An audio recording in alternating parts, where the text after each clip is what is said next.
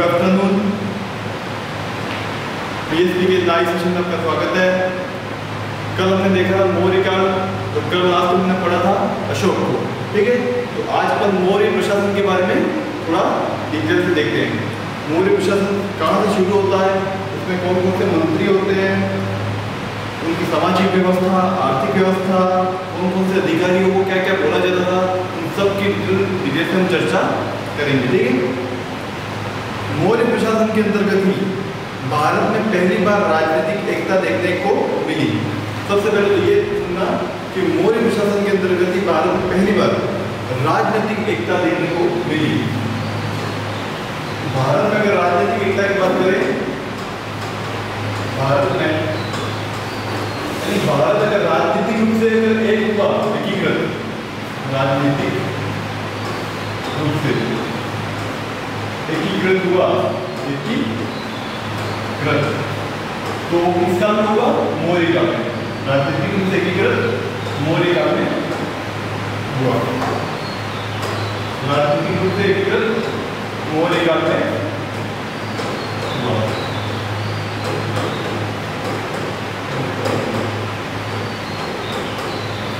ठीक है। सत्ता का केंद्रीकरण राजा में होते हुए भी निरंकुश नहीं होता था, यानी सत्ता का जो केंद्र था वो किस पर निर्भर था? राजा पर। सत्ता के जो केंद्र था वो कौन था? सत्ता के केंद्र में, यानी कि संपूर्ण राज्य का केंद्र बिंदु कौन था? राजा। यानी कि प्रशासन का सबसे मुखिया अगर बोला जाए तो कौन होता? राजा।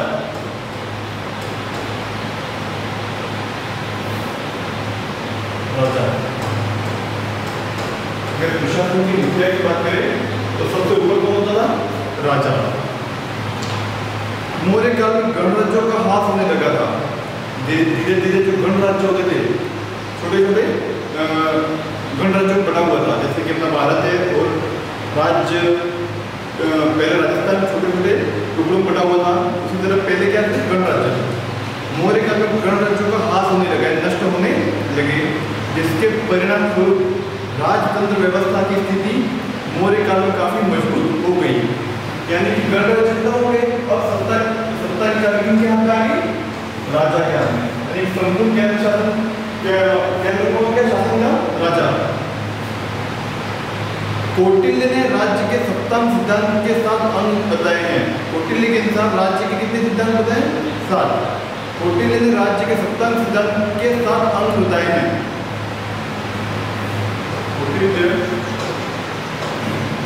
कौटिल्य कौन है? ये चंद्रगुप्त है, सॉरी चाणक्य। कौटिल्य ने राज्य के सप्तम सिद्धांत के राज्य के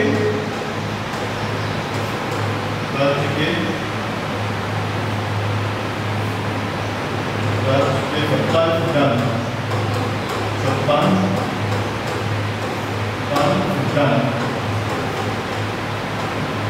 सप्तम सिद्धांत के 7 अंग बताए हैं। ठीक है, कितने अंग बताए? 7 अंग बताए हैं। 7 अंग बताए हैं। 7 अंग बताए हैं। 7 अंग बताए हैं। ठीक है, अब ये 7 अंग कौन कौन से एक बार देख लेना बताए।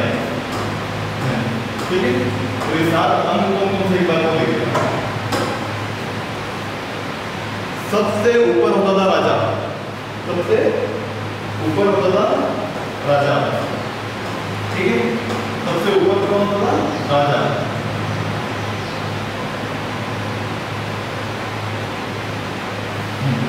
राजा के बाद होता था अमात्य। अमात्य का मतलब होता मंत्री। ठीक है, राजा के बाद कौन होता था? सेकंड नंबर पे अमात्य। यानी कि राजा का सबसे जो खास मंत्री होता था, जैसे कि अपने भारत देश में सबसे ऊपर कौन है? प्रधानमंत्री। उसके बाद छोटे छोटे मंत्री आते हैं, वैसे ही सबसे ऊपर होता था राजा और उसके बाद अमात्य यानी मंत्रीगण जो होते हैं वो। उसके बाद एक व्यक्ति होता था जनपद। ये उनके छोटे मंत्री होते हैं, जैसे राज्य सरकार के होते हैं। ठीक है, जनपद बोला जाता है, उनको बोला जाता है तीसरे नंबर का सबसे बड़ा अधिकारी कौन होता था? जनपद। चौथे नंबर का अधिकारी होता था दुर्ग। दुर्ग कोई महल नहीं है, दुर्ग एक अधिकारी का नाम है। उसके बाद होता है कोष, ये भी एक अधिकारी है, कोष। ठीक है, सेना और मित्र अंत में क्या आती? 5। सेना लाभ क्या था? मित्र। सेवन क्या था? मित्र।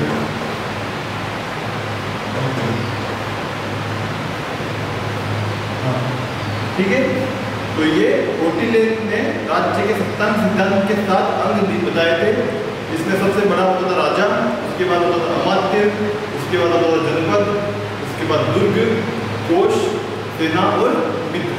ये 7 अंग बताए थे किसने? चाणक्य ने या कौटिल्य ने। साम्राज्य में मुख्यमंत्री या पुरोहितों की नियुक्ति और उनके चरित्र की भली भांति जांच करने के बाद की जाती थी। साम्राज्य में मुख्यमंत्री और पुरोहित की नियुक्ति उनके चरित्र को देखने के बाद उनकी नियुक्ति की जाती थी। ठीक है, हाँ, जिसे कहा जाता था उपधा परीक्षण। जिसे क्या कहा जाता था? उपधा परीक्षण। उपधा परीक्षण का मतलब है कि मुख्यमंत्री या पुरोहितों की जो नियुक्ति होती थी, उपधा परीक्षण। मुख्यमंत्री या पुरोहितों की जो नियुक्ति होती थी वो उनके चरित्र को देखने के बाद की जाती थी, उसी को कहा जाता है उपधा परीक्षण। ठीक है, अब अपन बात करते हैं सबसे पहले प्रशासन, मौर्यकालीन प्रशासन की बात करते हैं। हाँ, मौर्यकालीन प्रशासन में अपन बात करते हैं केंद्रीय प्रशासन की बात करते हैं। ठीक है, सबसे पहले किसकी बात करते हैं? केंद्रीय प्रशासन। हाँ, पहली बात करते हैं केंद्रीय प्रशासन। केंद्रीय प्रशासन और इसमें यहाँ केंद्र सरकार बोला जाता है, जो जहाँ प्रधानमंत्री बड़े बड़े मंत्री होते हैं और वही केंद्र सरकार। तो पहले भी केंद्रीय प्रशासन होता था।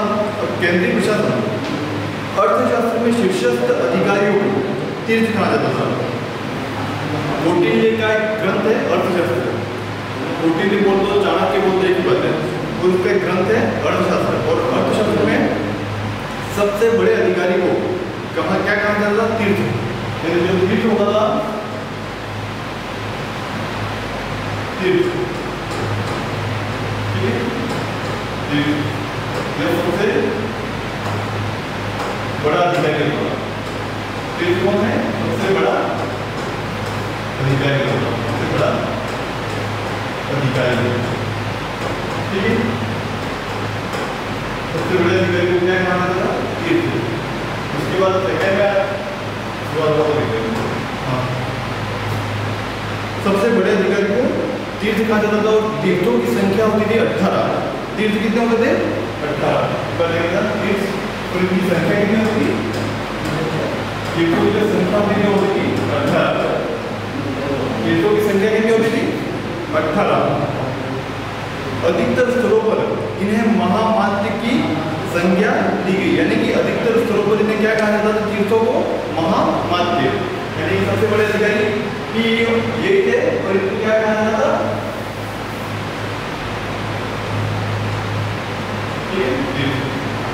इनको ही कहा जाता था महामात्य। महामात्य इनको ही क्या कहा जाता था? महामात्य। और इनकी संख्या में बता दी 18 होती थी।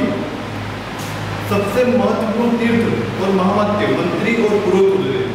सबसे महत्वपूर्ण जो तीर्थ होते थे या महामात्य जो मंत्री होते थे, वो सबसे महत्वपूर्ण तीर्थ है महामात्य कौन होता था? मंत्री और पुरोहित। ठीक है, सबसे महत्वपूर्ण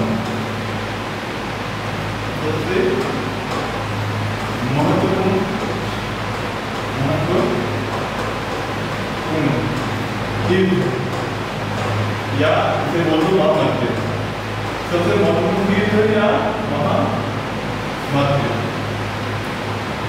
महामात्य या तीर्थ। मध्य। ये कौन होते हैं? सबसे महत्वपूर्ण होते मंत्री या पुरोहित। ये सबसे बड़े तीर्थ या महामध्य होते थे उस समय। सबसे बड़े तीर्थ या महामध्य कौन होते थे? मंत्री या पुरोहित। ठीक है, अब हम बात करते हैं इनके साम्राज्य के अन्य अधिकारियों पर स्पष्ट नियंत्रण होता था, यानी कि दूसरे जो अधिकारी थे उनका इनका इन पर पूर्ण नियंत्रण होता था। अब हम बात करते हैं युक्त तथा उपयुक्त। ये केंद्रीय महामध्य तथा अध्यक्षों के नियंत्रण में युक्त और उपयुक्त ये भी एक प्रकार के मंत्री होते थे। युक्त या उपयुक्त, ये भी एक प्रकार के होते मंत्री।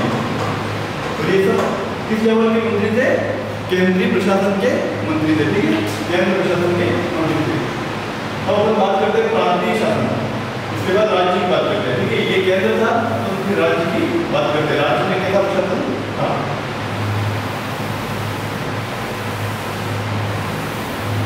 उसके बाद हम दूसरा देखेंगे इन मंत्रियों को क्या क्या नाम से जाना जाता था मौर्य काल में। ठीक है, उसके बाद हम बात करते हैं प्रांतीय प्रशासन की। प्रांत का मतलब होता है राज्य, प्रांतीय प्रशासन।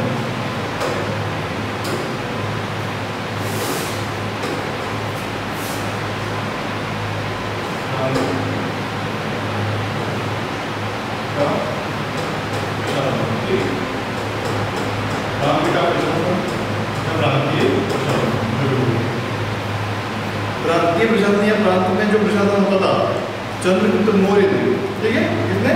चंद्रगुप्त मौर्य के शासनकाल की सुविधा हेतु अपने विशाल साम्राज्य कोश में विशाल साम्राज्य को 4 प्रांतों में बांटा गया था। यानी मौर्य काल में प्रांतों को कितने भागों में बांटा गया था? प्रांतों को 4 भागों में बांटा गया था। प्रांत को 4 भागों में बांटा गया था। 4 भागों में बांटा गया था। प्रांत को 4 भागों में बांटा गया था। ठीक है, हाँ, अब 4 भागों में बांटा गया था। जैसे कि हाँ, इन प्रांतों को चक्र कहा जाता था। 4 भागों में प्रांत बांटे हुए थे, उनको क्या कहा जाता था? चक्र। इन प्रांतों को चक्र कहा जाता था। चक्र कहा जाता था। चक्र कहा जाता था। ठीक है, इन प्रांतों को क्या कहा जाता था? चक्र कहा जाता था। अब अपन बात करते हैं इन प्रांतों का शासन सीधे सम्राट द्वारा नियंत्रित न होकर के उनके प्रतिनिधि द्वारा नियंत्रित होता था। यानी कि अपने यहाँ राज्य सरकार है, उस समय भी ऐसा ही था कि प्रांतों का शासन सीधे राजा द्वारा नियंत्रित नहीं होता था। प्रांतों का शासन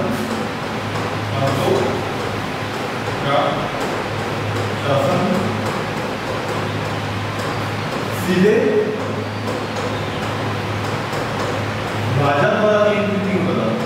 राजा द्वारा यानी पूर्ण रूप से राजा द्वारा नियंत्रित ना होकर के राजा द्वारा नियंत्रित क्या कंट्रोल नियंत्रित नहीं होता था। नहीं नियंत्रित नहीं होता था, बल्कि ठीक है इसके द्वारा नियंत्रित होता था राजा द्वारा नियंत्रित ना होकर के उनके प्रतिनिधि द्वारा नियंत्रित हुआ था। प्रतिनिधियों द्वारा नियंत्रित होता था, ठीक है, नियंत्रित होता था। राजा नियंत्रण नहीं करता था, यानी कि उनके जो प्रतिनिधि होते थे उसके द्वारा प्रांतों को नियंत्रित किया जाता था, उनके प्रतिनिधि द्वारा नियंत्रित होता था। अशोक के समय प्रांतों की संख्या 4 से बढ़ाकर 5 कर दी गई, ठीक है, अशोक के समय, यानी कि चंद्रगुप्त के समय तो प्रांत कितने थे, 4 थे, और बिंदुसार के समय भी 4 थे, लेकिन अशोक जब आया, अशोक के समय प्रांतों की संख्या 5 हो गई। अशोक के समय दूसरा भी याद रखता है, अशोक के समय, अशोक के समय जो प्रांत थे, प्रांतों की संख्या, अशोक के समय प्रांतों की संख्या 4 से बढ़कर कितनी होगी, 5 हो गई, ठीक है, कितनी होगी, 5 हो गई। अशोक के समय प्रांतों की संख्या 5 हो गई, 4 से बढ़कर 5 हो गई, और इन प्रांतों का शासन राजवंशी कुमार आर्यपुत्र नामक अधिकारियों द्वारा होता था। और उस समय इन अशोक के समय प्रांतों का शासन राजकुमार नाम के अधिकारी द्वारा होता था, ठीक है, इसके द्वारा राजकुमार नामक एक राजवंशीय कुमार आर्यपुत्र के द्वारा होता था, इसके द्वारा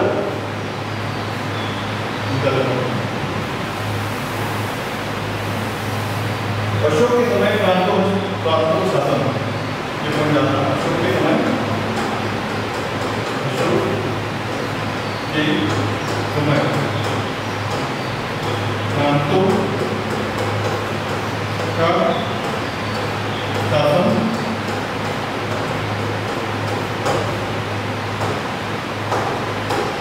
आर्यपुत्र कुमार आर्यपुत्र, ठीक है, राजा के आर्यपुत्र के द्वारा, आर्यपुत्र के द्वारा होता था,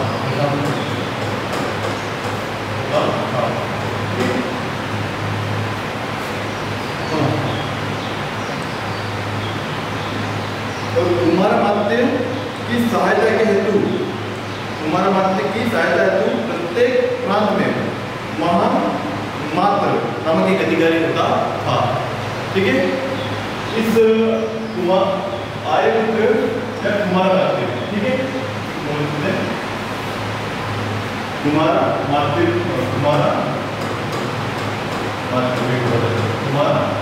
को बोला जाता है, और इसकी सहायता के लिए,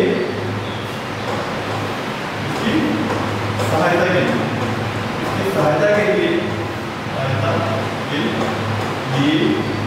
एक अधिकारी वो होता था, सहायता के लिए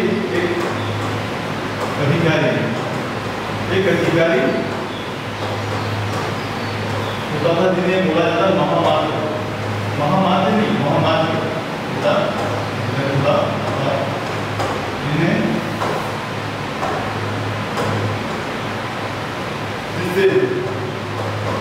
जिसे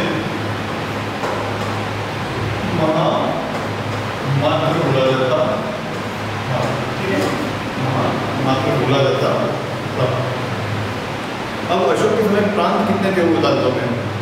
अशोक के समय प्रांत कौन कौन से थे? 5 प्रांत थे, 5 प्रांतों का नाम दे देते हैं।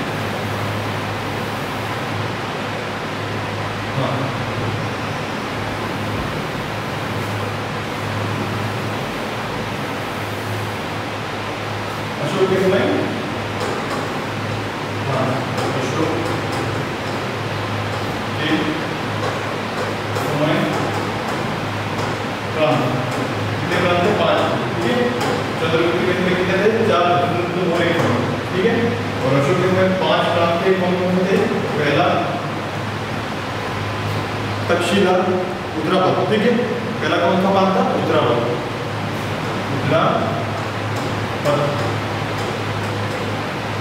उत्तरापद की राजधानी थी तक्षशिला, ठीक है। ये तो है प्रांत, ये तो है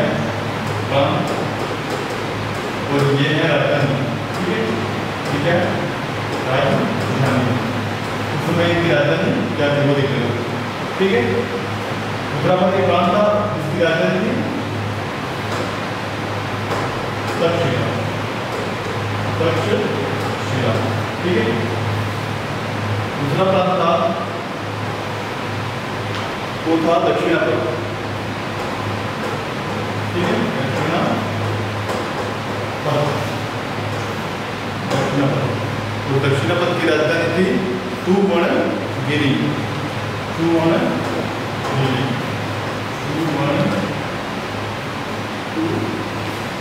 सुवर्णगिरी। तीसरा प्रांत था अवंती राष्ट्र, ठीक है। तीसरा जो प्रांत था वो क्या था? अवंती राष्ट्र, अवंती राष्ट्र। और अवंती राष्ट्र की राजधानी थी, अवंती राष्ट्र की राजधानी थी उज्जैन। क्या कौन सी राजधानी थी? उज्जैन,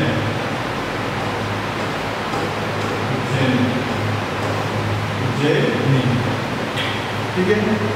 चौथा प्रांत था कलिंग, ठीक है, कलिंग, कलिंग। और कलिंग की राजधानी ओखली, कलिंग की राजधानी क्या थी? ओखली। पांचवा प्रांत था प्राची, मध्य देश, प्राची या मध्य देश, ठीक है। और जिसकी राजधानी थी पाटलिपुत्र, प्राची, प्राची, ठीक है। तो प्राची की राजधानी थी पाटलिपुत्र, पाटलिपुत्र, ठीक है।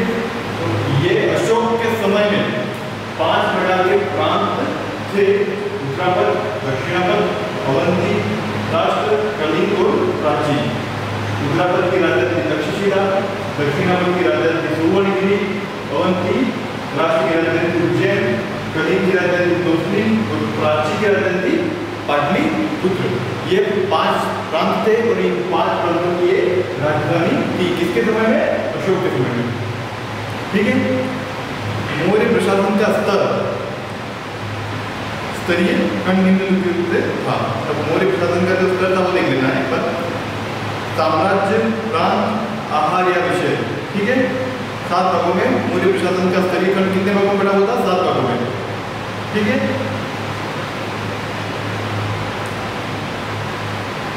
हाँ, मौर्य प्रशासन का स्तरीय खंड देख लेते हैं। ये मैंने बता दिया अशोक के साम्राज्य में प्रांत कितने थे। अब बात करते हैं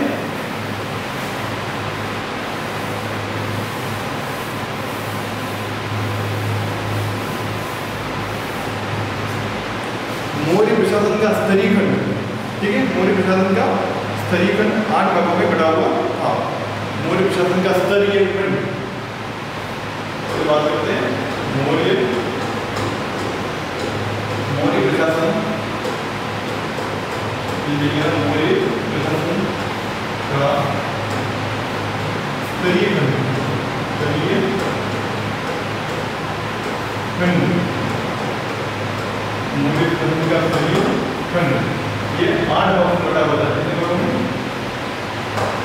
8 भागों में बटा हुआ, ठीक है। मौर्य प्रशासन का स्तरीय खंड 8 भागों में बटा हुआ था। अब देख लीजिए वो 8 भाग कौन कौन से, ठीक है। 8 भाग कौन कौन से बात देख लीजिए।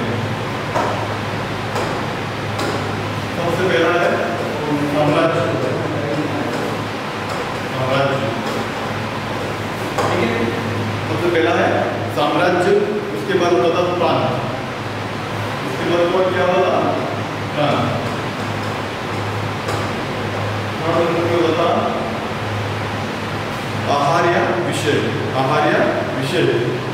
नंबर पे क्या होता? आहार या आहार को क्या बोला जाता? विषय बोला जाता, ठीक है। आहार या विषय। चौथा होता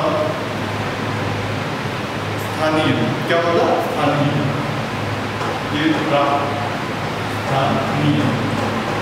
स्थानीय में क्या होता? ये 800 गांवों का समूह होता, 800 ग्रामों का समूह होता था, ठीक है।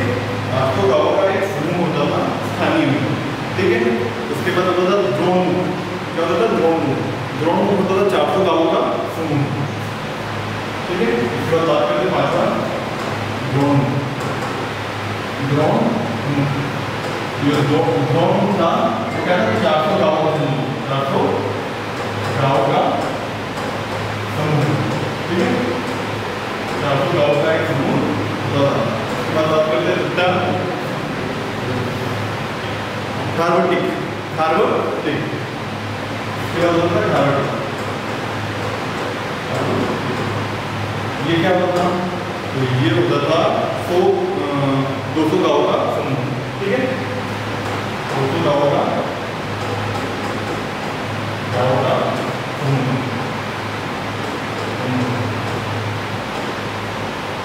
ठीक है। पहला होता था संग्रमण। संग्रमण होता था 100 गांवों का समूह, ठीक है। संग्रमण होता था 100 गांवों का समूह, 100 गांव, 100 गांवों का समूह, ठीक है। ये 100 गांवों का समूह होता था। और अंत में होता था ग्राम। यह प्रशासन की सबसे छोटी इकाई होती थी और मौर्य काल को इतने 8 भागों में बांटा गया है। 8 श्रेणी खंड होते थे मौर्य काल के। मौर्य काल के प्रशासन के कितने खंड थे? 8 प्रकार के खंड थे।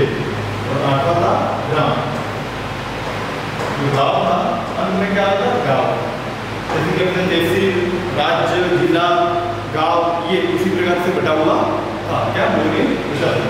अंत में क्या होता था? ग्राम। और ये गांव जो होता था वो सबसे छोटी इकाई होती थी। प्रशासन की सबसे छोटी इकाई कौन थी? ग्राम। मौर्य काल में सबसे छोटी इकाई, ठीक है। यानी प्रशासन की सबसे छोटी इकाई क्या होती थी? गांव, ठीक है। आहार या विषय, विषयपति के अधीन होता था। आहार या विषय किसके अधीन होता था? विषयपति के अधीन होता था। यानी आहार या विषय, आहार या विषय क्या होता? तो ये भी एक जिले लेवल का एक शासन था वहाँ, और इसका जो प्रधान होता था वो होता था विषयपति, ठीक है। यानी इन सबको चलाने के लिए क्या था? ये जो खंड थे इनको चलाने के लिए सब अपने यानी कि वो उच्च स्तर के लोग थे वहाँ भी, और वे इन स्तरों को चलाते थे, ठीक है। जैसे कि आहार या विषय को चलाने के लिए विषयपति होता था। जिले का प्रशासनिक अधिकारी स्थानिक होता था। जिले का जो प्रशासनिक अधिकारी होता था वो कौन होता था? स्थानिक। अपने यहाँ कलेक्टर होता है जिले को चलाने वाला, वैसे ही उस समय होता था स्थानिक। जिले का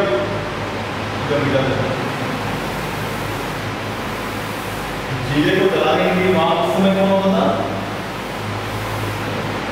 स्थानिक।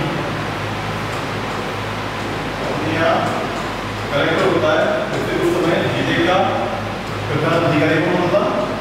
प्रधान अधिकारी। मौर्य काल में जिले का प्रधान अधिकारी कौन होता? अधिकारी स्थानिक, ठीक है। मौर्य काल में जिले को चलाने वाले अधिकारी को क्या कहा जाता था? स्थानिक। स्थानिक के अधीन भोग होते थे, ठीक है। जिनके अधिकार क्षेत्र में 10 गांव होते थे, यानी कि 10 तो स्थानिक के अधीन कौन होते थे? गोप। गोप कौन होते थे? इनके अंडर में 10 गांव होते थे, यानी 10 गांवों का प्रधान कौन होता था? गोप। और गोप के ऊपर कौन होता था? स्थानिक, ठीक है।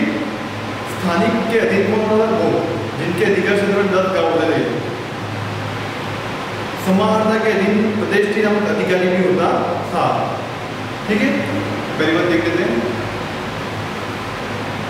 गोप, ये शब्द देखना गोप। गोप ये कौन होता? 10 गांवों को चलाने वाला। 10 गांव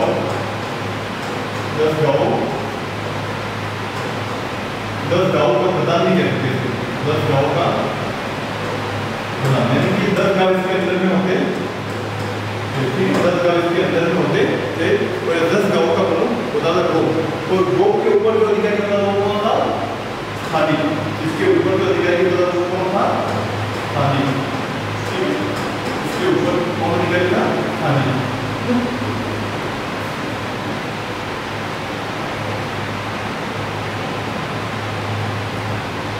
अब अपन बात करते हैं नगर प्रशासन की, ठीक है। नगर प्रशासन की मेगास्थनीज के अनुसार नगर प्रशासन 30 सदस्यों का एक मंडल करता था। मेगास्थनी ने अपनी पुस्तक है इंडिका में बताया गया नगर प्रशासन, नगर का जो प्रशासन था वो 30 सदस्यों का एक मंडल करता था जो 6 समितियों में विभक्त था। नगर का प्रशासन कौन करता था? नगर पर 30 सदस्यों का एक मंडल प्रशासन करता था, राज करता था और इस 30 सदस्यों को 6 समितियों में बांटा गया था, 6x5, ठीक है। नगर का मेगास्थनीज के अनुसार नगर का प्रशासन 30 सदस्यों का एक मंडल करता था जो 6 समितियों में विभक्त था और प्रत्येक समिति में 5 सदस्य होते थे। कितने? प्रत्येक समिति में कितने होते थे? 5 सदस्य होते थे।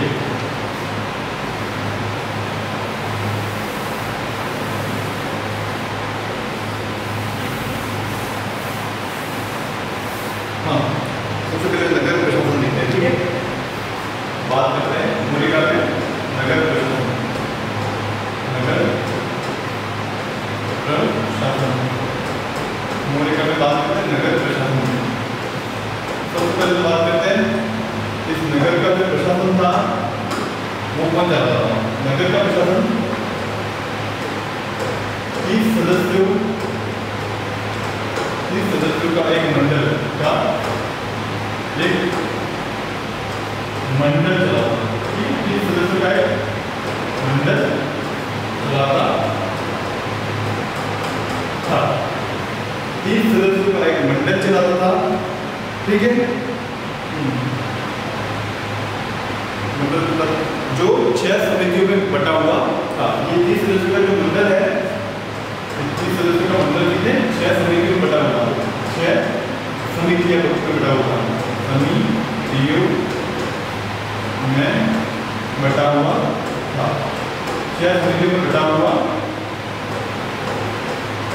था, ठीक है। 30 सदस्यों का मंडल 6 समितियों में बटा हुआ था। उन 6 समितियों में प्रत्येक समिति में 5 सदस्य होते थे। इन 6 समितियों में प्रत्येक समिति में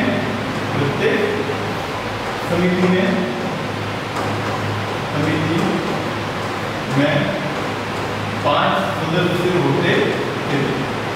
सबसे पहली बात मैंने बता दी, नगर का प्रशासन 30 सदस्य चलाते थे। मैंने 30 सदस्यों को 6 भागों में बांट दिया था और 6 भागों में प्रत्येक भाग में 5-5 सदस्य को चलाने के लिए उनको दे दिया था, ठीक है। हाँ, अब एक समिति पर थोड़ा अपन देख लेते हैं। तो जो पहली समिति थी वो उद्योग और शिल्प का निरीक्षण करती थी। उनके बारे में एक बार थोड़ा बता देता हूँ। प्रथम समिति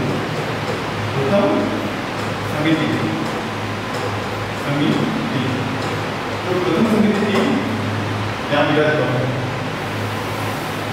हाँ, प्रथम जो समिति थी वह उद्योग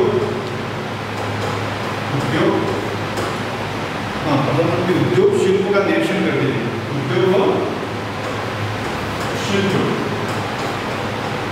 उद्योग शिल्प का निरीक्षण करती है, उनकी यानी कि इनका देखरेख करती है, निरीक्षण करती है।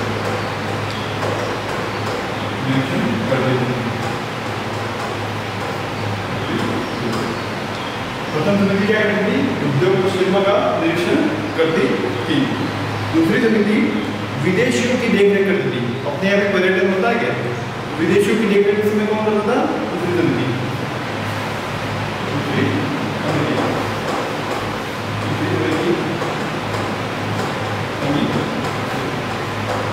विदेशियों की देखरेख यानी जो बाहर से जो नेता आता है, थोड़ा राजा आदमी आता है, तो उनकी देखरेख कौन करती थी?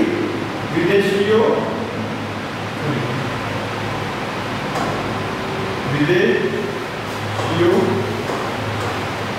की देखरेख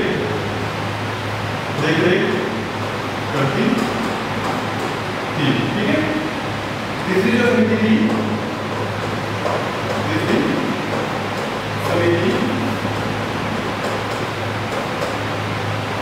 तीसरी समिति जन्म मरण का लेखा जोखा रखती थी।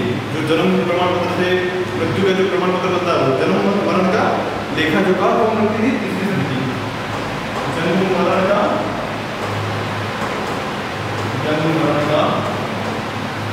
लेखा जोखा कौन रखती थी? तीसरी समिति। चौथी समिति चतुर्थ समिति, चौथी समिति थी वो व्यापार और वाणिज्य से संबंधित थी। ठीक है, व्यापार और वाणिज्य से संबंधित थी। व्यापार व वाणिज्य से संबंधित थी। ठीक है, चौथी समिति क्या थी? व्यापार और वाणिज्य से संबंधित थी। पांचवी समिति थी, पांचवी जो थी समिति वो थी निर्मित वस्तुओं के विक्रय का निरीक्षण करती थी। जो वस्तुएं निर्मित हो रही है उनको बेचने के लिए जो अधिकारी होते थे उन पर क्या करती थी? निरीक्षण करती थी, उन पर नियंत्रण रखती थी। निर्मित वस्तुओं के विक्रय का निरीक्षण करती थी। ठीक है, निर्मित जो वस्तु थी वस्तु पर निरीक्षण नहीं कर सकते, तो निर्मित वस्तुओं के विक्रय पर, ठीक है, बेचने विक्रय पर निरीक्षण करती थी। वस्तुओं के विक्रय पर क्या करती? निरीक्षण करती थी। छठी समिति थी अंत में, और लाभ समिति छठी। ठीक है, छठी समिति थी